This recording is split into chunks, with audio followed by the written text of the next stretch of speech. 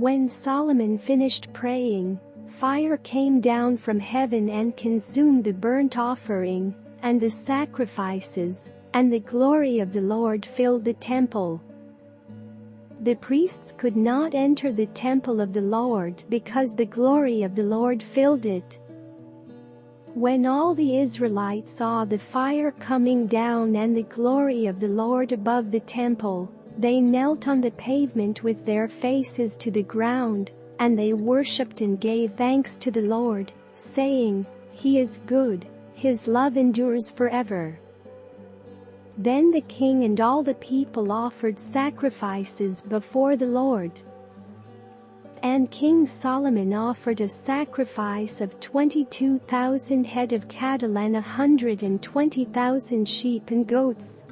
So the king and all the people dedicated the temple of God. The priests took their positions, as did the Levites with the Lord's musical instruments, which King David had made for praising the Lord, and which were used when he gave thanks, saying, "His love endures forever." Opposite the Levites, the priests blew their trumpets, and all the Israelites were standing. Solomon consecrated the middle part of the courtyard in front of the temple of the Lord, and there he offered burnt offerings and the fat of the fellowship offerings, because the bronze altar he had made could not hold the burnt offerings, the grain offerings and the fat portions. So Solomon observed the festival at that time for 7 days, and all Israel with him a vast assembly, people from Lebo Hamath to the Wadi of Egypt. On the 8th day they held an assembly, for they had celebrated the dedication of the altar for 7 days, and the festival for 7 days more.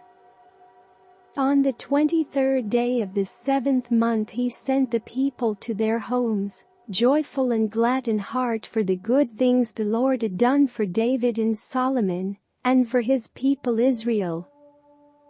When Solomon had finished the temple of the Lord in the royal palace, and had succeeded in carrying out all he had in mind to do in the temple of the Lord and in his own palace, the Lord appeared to him at night and said, "I have heard your prayer and have chosen this place for myself as a temple for sacrifices.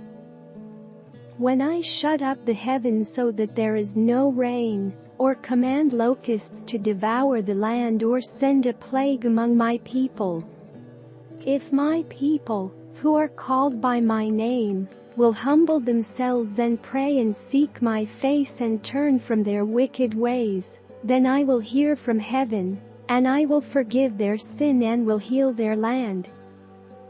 Now my eyes will be open and my ears attentive to the prayers offered in this place. I have chosen and consecrated this temple so that my name may be there forever. My eyes and my heart will always be there.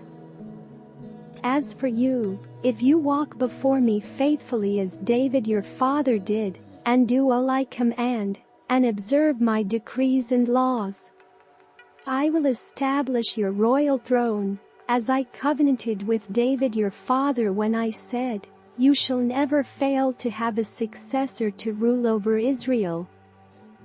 But if you go off to serve other gods and worship them, then I will uproot Israel from my land, which I have given them, and will reject this temple I have consecrated for my name.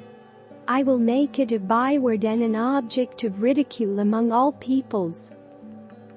This temple will become a heap of rubble. All who pass by will be appalled and say, 'Why has the Lord done such a thing to this land and to this temple?' People will answer, 'Because they have forsaken the Lord, the God of their ancestors, who brought them out of Egypt, and have embraced other gods, worshipping and serving them. That is why He brought all this disaster on them.'